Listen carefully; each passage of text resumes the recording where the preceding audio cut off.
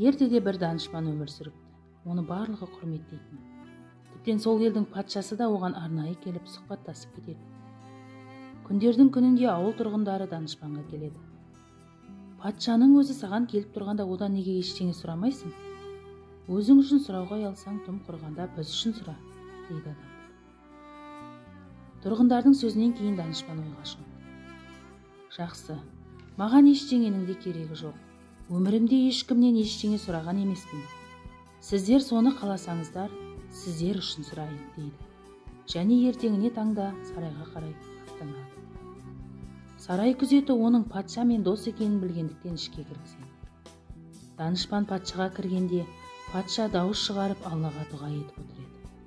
Уа ұлық Алла тағалам, елімді, жерімді аман сақтай көр.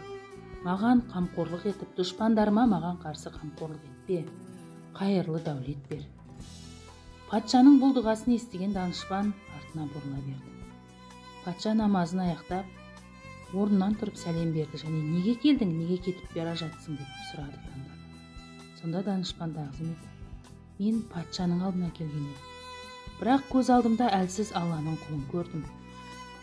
Сенің құдіретті патша бола тұра Алладан сұрағаның маған ой салды. Мен де Алладан сұрасам болады ғой деген ой келді. Сол үшін кетіп барам деп жауап берді де данышпан сарайдан шығып кете берді.